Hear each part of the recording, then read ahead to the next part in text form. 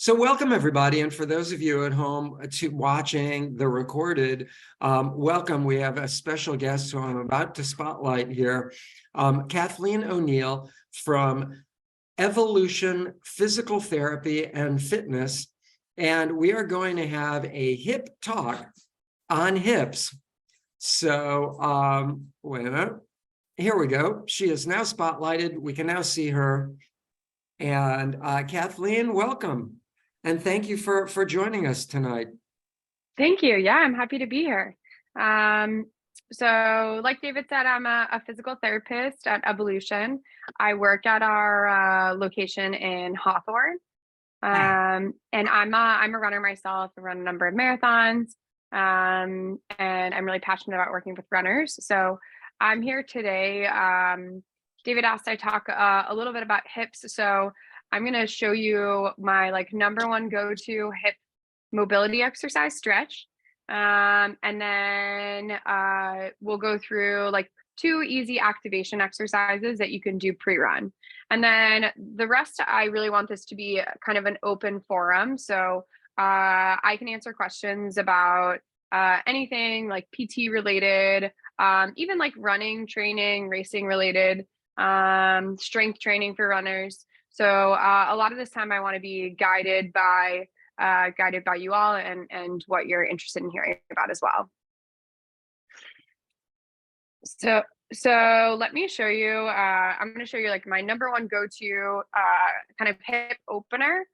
Excuse the putting green on the floor of my guest room. So it's a hip 90-90 stretch. I'm going to show you from a couple different angles. So we are in a right angle and try it. So a right angle, 90-degree angle on the front leg, a 90-degree angle on the back leg. And then we want that front shin to be parallel with our back thigh. Now we're going to rotate so that our sternum is over our front knee. And instead of if you've taken a yoga class, they'll do a pigeon here. Instead of a pigeon, I want you to think about hinging forward. So imagine a string is connected to your sternum here and it's pulling your trunk over the front of that knee. Now, what you should feel is you'll feel a good stretch through the front of, or the glute on that front leg here. And I like to do this for a good actually minute holding. And then let me show you from the side too, just because this one's a little tricky. So you can see here, we're in a right angle. We're in a right angle here. And then that front shin is parallel to the back thigh. And then from here, that's when, imagine that string is pulling your chest over that front knee to feel a good stretch in the front of that right glute or the front leg glute. That's kind of my number one go-to. People always ask about hip flexor stretching too. I think the best bang for your buck there is a kneeling hip flexor stretch. So making sure we're nice and stacked here. Instead of leaning forward really far like this, try instead tucking your butt underneath you. So instead of being arched here through your back, think about scooping your tailbone underneath you to flatten that spine, that low back. That's going to intensify the stretch that you feel through the front of your hip and down into your quad. And then for a little extra oomph, you can reach, you can't see my arm, but you can reach straight up towards the ceiling, and you might feel that a little bit more through that abdominal wall as well.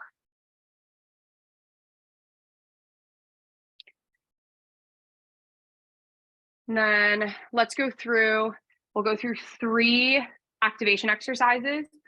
These are 3 of the things that I like to do before I go out for a run.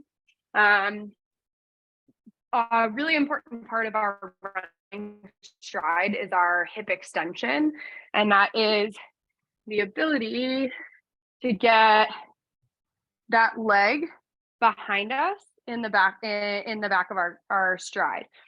If we can get that leg behind us using our glute, that's going to allow for better, easy recoil and swing through of our leg here, versus having to pull forward using hip flexor and all those other muscles. So the more we can train our hip extension there, we're going to get a better, just easy swing of that leg through when we're running. So my favorite one on the ground is a single leg bridge, but instead of just a bridge this way, we're going to really force ourselves to isolate that hip extension. We're going to hug other knee up to your chest. And then you're driving through the heel of the leg that's on the ground to come side where my hip extension is not as good. So what we'll feel there is we'll feel glute firing up. You're going to feel some hamstring. We just want to make sure we're not pulling up with this leg. You're driving through the heel of this leg here. So I'll do, before I go out to run, I'll do a couple sets of 8 to 10 repetitions of that one.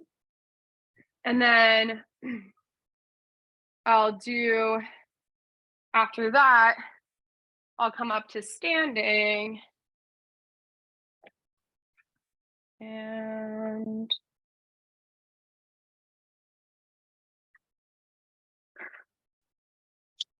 by the way, all of these are good for walkers and run walkers too, I'm assuming. Yes. Because I know we have some walkers online. So yes, good for both. Yep. So then the other one that I'll do is up against a wall. I'm going to drive forward here. So I'll actually show you on the side. We're going to come back, and then we drive up. I'm going to think about squeezing butt, squeezing quad. And then I'm actually coming up into a little bit of a heel raise on that bottom leg. And same thing, that just works on getting that leg behind us for running or walking. And this I'll do like a couple sets of 8 to 10. And then I'm going to show you one other thing that I like to do with a band for glutes.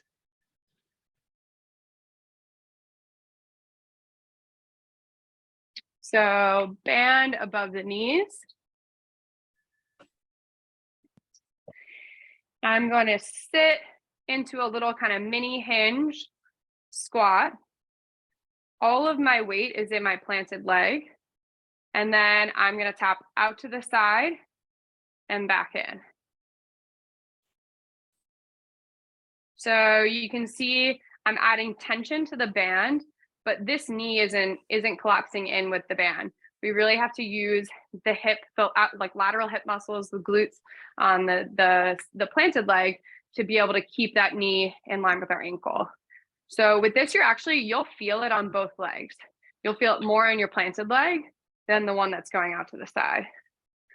And same thing, I'll do a couple sets of 8 to 10. I keep it pretty simple in terms of pre-run. There's plenty of other things that you can do for hips, for strengthening and all of that. But those are kind of, I think, the things that are like the easiest, quickest bang for your buck to really maximize what you're getting out of your stride. And I know people are short on time, so in terms of, pre-run, we want to get what we can get in. So those are kind of 3 easy things that you can do just to kind of feel a little bit better and decrease some of those injury risks as you get into running. That's excellent. Thank you so much. And if any of you missed any of that, you'll be able to get it online on our Facebook page when I upload the recording of this. But thanks so much. Does anyone have any questions for Kathleen before we let her go? We want to use her to her fullest. Any questions, you guys? Hi, Kathleen. My name is Paul. Thank you so much for coming tonight and showing us such excellent activities. So I really appreciate the opportunity to try those activations before a run. But the first pose you showed us, that I'll call a modified pigeon pose, if I may. How often do you do that every week? Presumably not directly related to pre-run exercise. Yeah, good question. I do like that is actually like one of the things that I do after most of my runs. I'll be honest, like I finish a run and I don't sit and stretch for 25 minutes. It would be nice, but time is not always available. So that's actually like I do a good calf stretch and I do that after like most of my runs. That doesn't mean you have to do it every day. I think getting that in, like, especially if you're training for the marathon, you're running 4 days a week, like try to do it 4 days a week. We want to think about, if we think about mobility in general, and that encompasses stretching and foam rolling, a kind of like easy rule of thumb is to try to get that in 3 times a week. And then obviously, like, everyone's a little bit different. If you're someone who feel like you have more mobility needs, that can be a little bit more.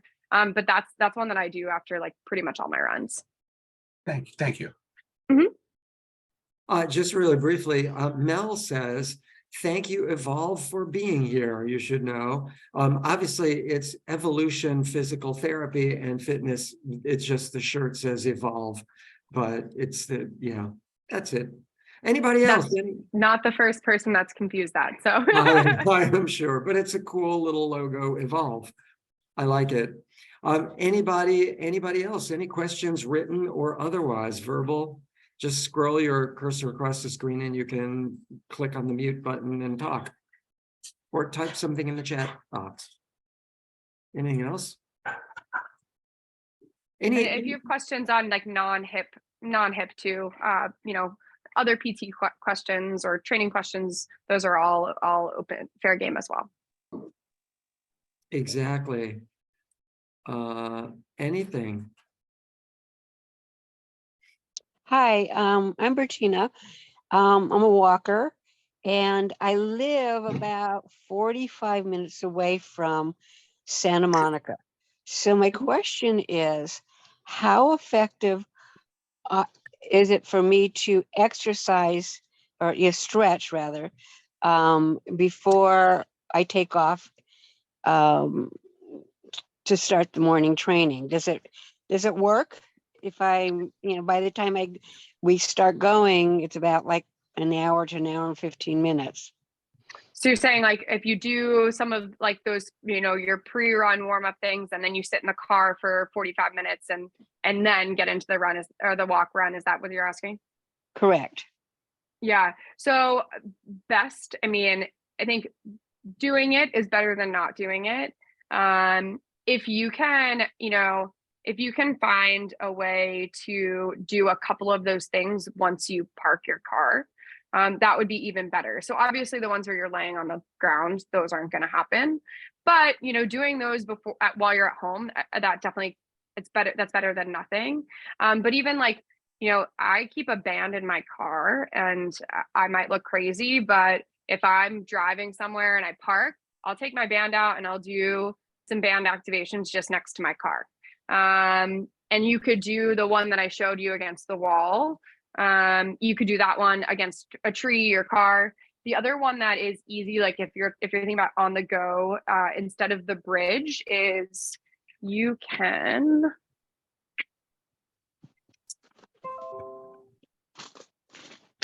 By the way, not crazy at all. Yeah. So I will, just like I did those toe taps out to the side, you can do toe taps behind. And so what you want to think about is not arching your back when you go to do that. So we're just driving back through that glute. Back stays pretty neutral. So that's like, if you can, carve out and leave 8 minutes earlier and do those by your car after you park, I think that would actually be like best case scenario. Thank you.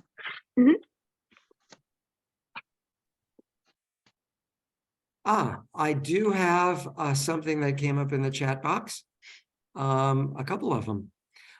Please discuss hip piriformis hip flexor pain treatment plan. That's all. That's a loaded question. Yeah. So it depends. Sometimes that like glute pain or butt pain, sometimes that does come from the piriformis. It can also come from a bunch of other things. So it depends, like, if you've gotten that diagnosis from a medical professional, or if it's just, I think that's probably the most common form of glute pain that we have all like commonly heard of. It could also, like, sometimes that can be coming from your low back. It could be coming from another muscle in your glute or hip. So those questions are always a little bit harder to answer because, I have to kind of see what everything looks like, what's strong, what's weak, what's mobile. You can start with, actually, if you're having that like glute pain in the back, that hip 90-90 stretch would probably be very good for you. And I would try that first and see. If it's something that's persistent, and I would try a little bit of foam rolling too. If it's something that's persistent, there's probably some strength deficits that need to be looked at. And those are just things that need to be tested in person. So I would try some of those mobility things, but then if it's still going on, then I would see a physical therapist. And the hip flexor pain, oftentimes we think if we have persistent tight hip flexors, like I hear that a lot from runners. My hip flexors are super, and non-runners too, like just anyone that comes into the clinic. Oftentimes we think my hip flexors are really, really tight. I need to stretch them and stretch them and stretch them. But no matter how much I stretch them, they're always the same. Oftentimes that's actually because the hip flexor is weak. And it's oftentimes not a muscle that we strengthen as much or we think about. But if that muscle isn't strong enough, think about the action of running or walking, we're using that hip flexor a lot to swing our leg forward. And that can get really, really tight because it's weak, and then it gets overworked, and then it gets really tight. So, I think that's a long way of saying, try some of the mobility things first, but you probably would benefit from some strengthening if you're not doing that. And maybe just a further look into kind of what is causing that pain. Is there a good strength training move for that you could think of? For which one? For the hip flexor? Yeah. For strength? Yeah. So if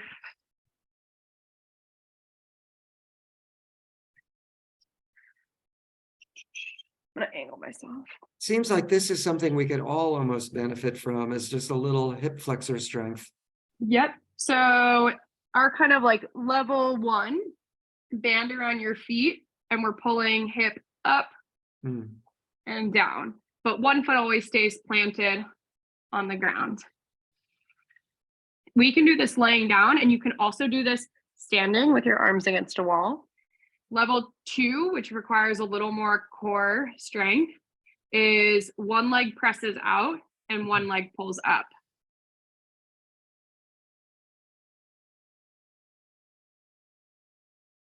And then, like I said, you can transition that to standing. You can stand with your arms against a wall, and then that's kind of the easiest initial way to work on some hip flexor strength. Great. Good stuff.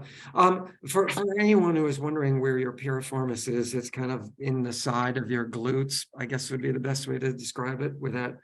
There you go. Yeah, it's like a tiny muscle that sits like underneath our glute max. So kind of deep into that like posterior glute. Good. Danica, that was from 090321. That's who asked that question. I don't know who that is. Danica says, hi, I was wondering, it's always my right side hip that hurts me. Does that have to do with my stance while running? It's always that one side. Good question. Yeah, it's the outside of your hip. Yeah, mostly it's like by my glutes, but it's always that side. Like this will be my first marathon that I'm training for.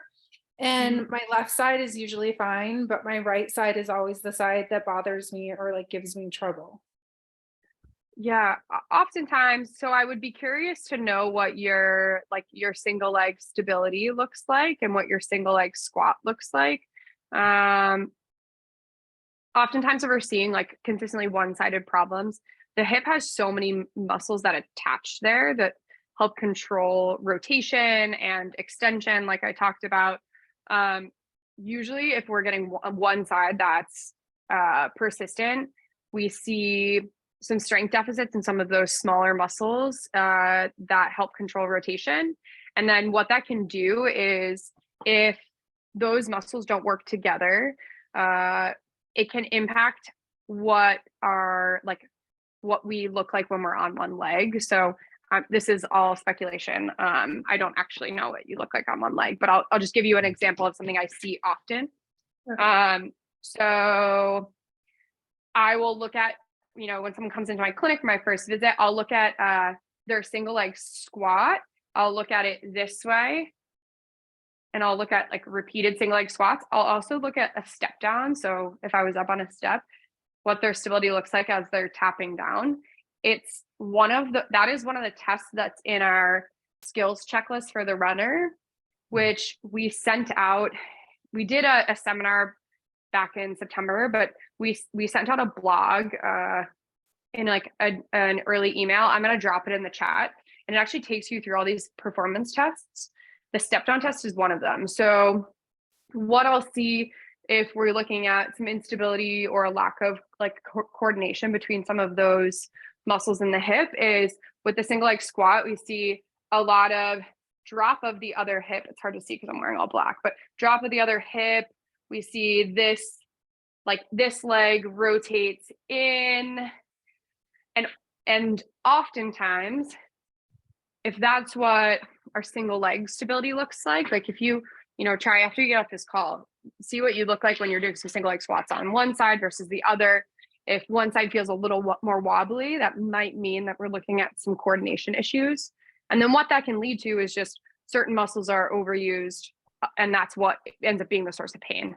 Something gets tight and tight and tight, and then it's painful because something else isn't doing its job. And then usually, like, if what their step down looks like, if it's really wobbly, if we think about when we run, it's just a series of single leg squats. We're always on one leg. We're never on two. So what we look like with our step down test, it's probably what we look like once we get 5 miles into a run. We're overusing some muscles, underusing others. It's kind of a vague answer. Does that answer your question? Yeah, no, it does. It just usually wraps around, I feel like, down through like my pelvis muscle, I guess. So it's like that whole area. So I don't know. I guess just doing those like exercises that you talked about earlier for hips would help in general.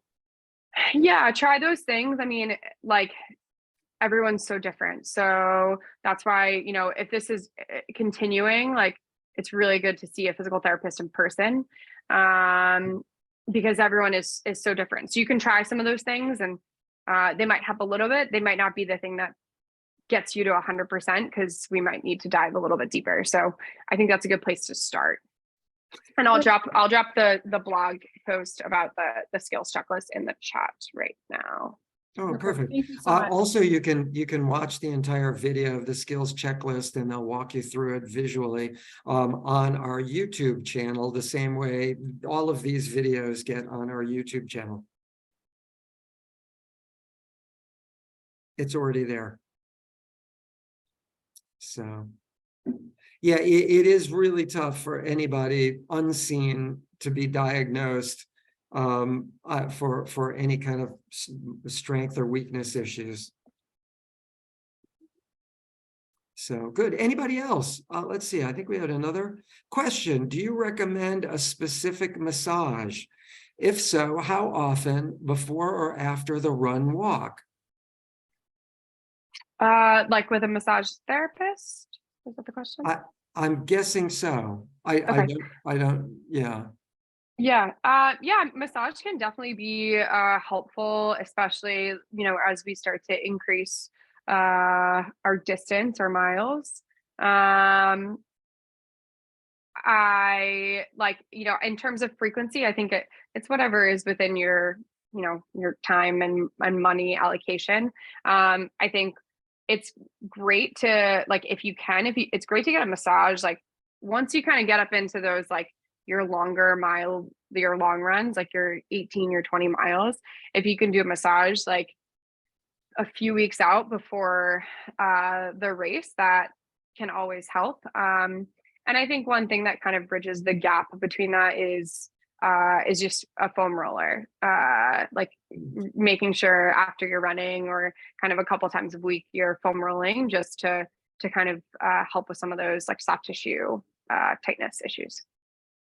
Great. And by the way, I should tell all of you, please make sure you come out to our Dodger Stadium run or run, walk or walk 2 Saturdays before the LA Marathon, because not only will, I think Kathleen, you and some people from Evolution Physical Therapy are going to be there, but Yeah. this week, just like 2 days ago or something, we got some people who are coming out to give free massages from LA Sports Massage.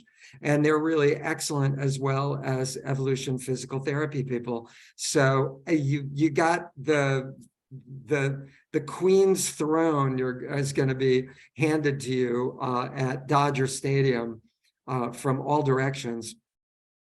So let's see, any more questions? I think we have more chat questions. Jaden says, hi, the outside of my left knee has been giving me issues for the last month. Oh, good. I'm glad you're saying something. I have been working on strength training a lot more and was told it might be runner's knee, quote unquote, runner's knee. Wondering if it's dangerous to run on before it's completely healed as I continue training. Thank you for the question. Yeah. It is, that kind of outside knee pain that is most often coming from like the IT band. That is something that is okay to run, it's okay to run with a little bit of pain and discomfort. My rules of thumb surrounding pain and running. First of all, the blanket statement is pain with running is normal. Everyone on this call, running and walking, right? Pain is normal. Everyone here knows that. We have a run or a walk, we have pain, and it's just a normal part of the process. The rules of thumb, I have 3 rules when pain is not okay. The first one is that it needs to be an acceptable level. So we don't want excruciating pain. But like a little discomfort, something that we can tolerate, that's okay. We don't want pain that lasts for more than 24 hours after your run. So if you run and you have pain 2 days later and it's been persistent the whole time, that's maybe a sign that we need to take a couple days off and rest and deload that tissue. And then the third one is we don't want pain that causes us to alter our running gait. So if we're having knee pain or foot pain and we start to change how we're running because it's bothering us so much, and our gait gets different, that's a sign that we should stop, because if we start to run with an altered gait, that can then just lead to a different issue. But generally, I mean, without seeing you myself, it sounds like you're doing the strength training. As long as your pain is kind of manageable, it's okay to keep running, walking, running. Great. And MV, who asked you about the massage question, says thank you. So there you go. In the chat, we do have, this is a group that asks really good questions, you should know, and they may keep you here for a while. I don't know. Hello. I often have super tight calf muscles related to overuse, overworked. Any tips on best stretches to do for tight calf muscles, aside from foam rolling, which I already use? Yeah, I think the counter question that I always ask there is if the person is doing any calf strengthening. So the calf muscle complex needs to absorb 6.5 to 8 times our body weight when we're running. Walking is a little bit less, but it's still a super important muscle. Oftentimes, really, really tight calves after our runs persistently is because those calves are not strong enough to withstand that body weight load that is required of running. And oftentimes too, we see really tight calves if we're relying too much on the calf muscle to push off instead of hip extension. So I think I showed before,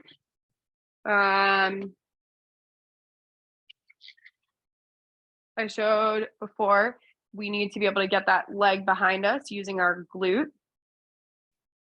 Sometimes we compensate, we push a lot more through our calf because we can't get that hip behind us. So doing that bridge, the one that I showed you laying on your back with the knee up, that is an important one to do if you're not doing that.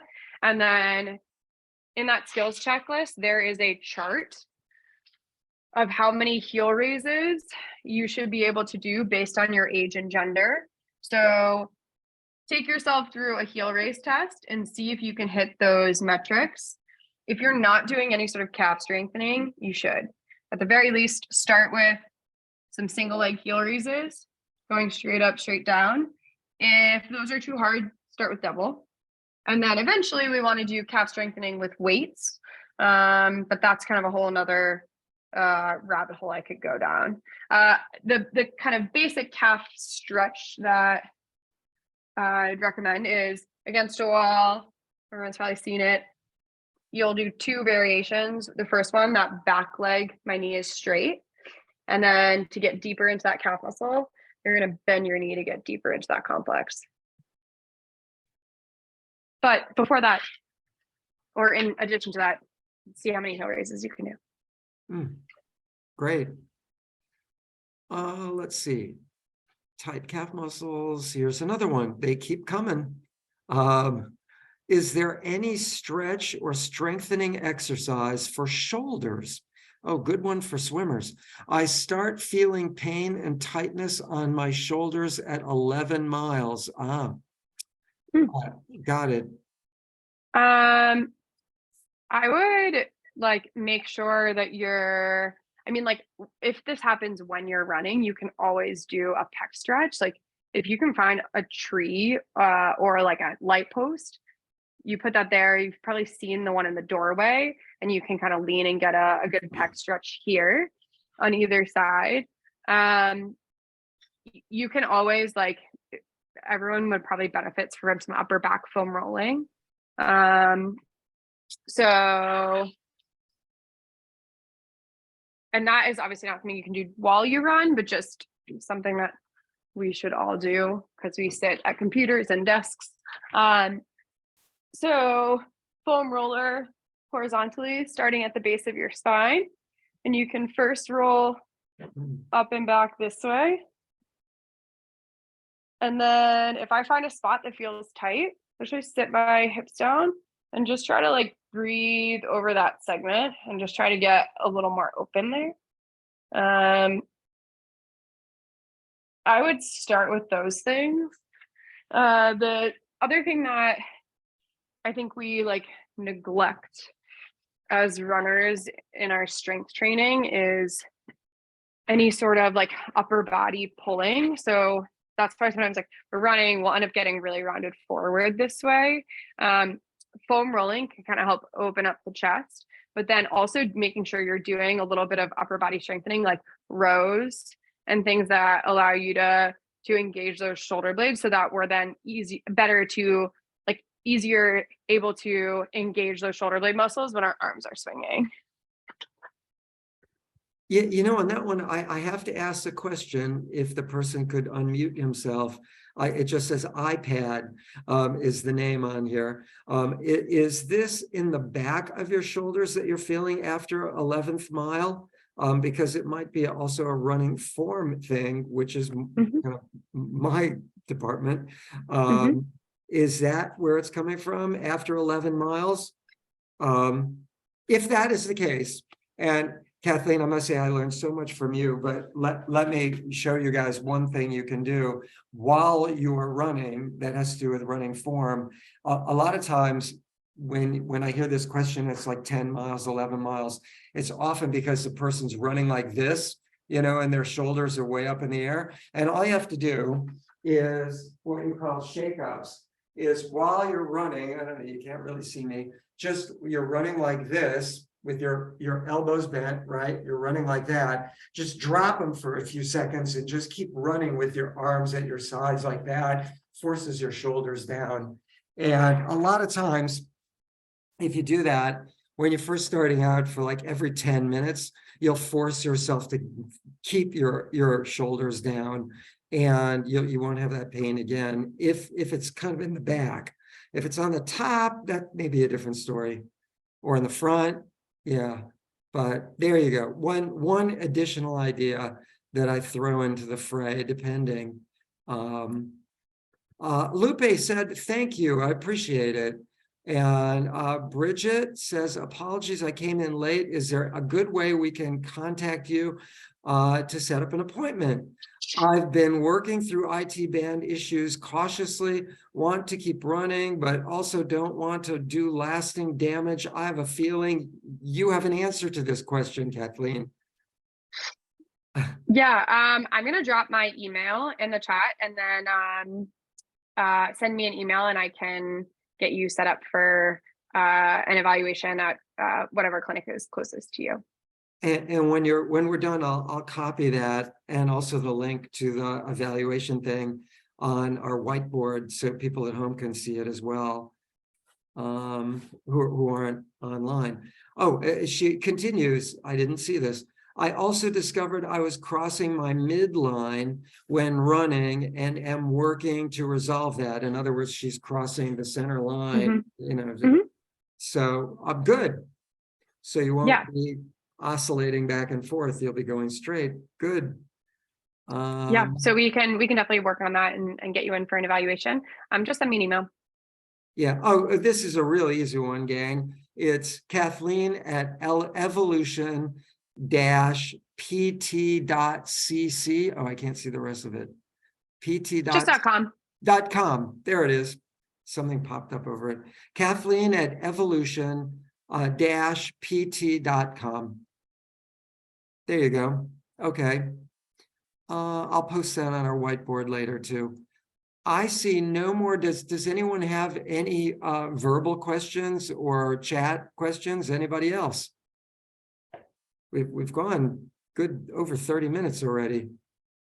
That's excellent. And oh, here's a new one. Here we go. They keep coming. Mariana asks, hi, could you show some strength as well as stretching exercises for the feet? I've been dealing with pain on both my feet. My feet are flat and I've changed shoes and insoles. The pain is going away very slowly, so I'm wondering if I could do something to help it heal faster. Yeah. I mean, the feet are like super complicated or complex. There's just so many small muscles and structures and tissues. So I think it would depend on like where the pain is on your foot. Yeah, it's kind of hard to answer that question. There's definitely things that you can do to help it heal faster. Like insoles and shoes are great, but really often I think with foot pain, we just throw an orthotic, we throw new shoes on there. And there's actually a lot we can do to strengthen the feet. So PT would actually be something that would help it heal faster. Great. So, sorry, our dog is attacking our cat. It's a long story. Bit of drama in our home. Oh, and Mariana has a smiley face that she just posted. So I thank you for that.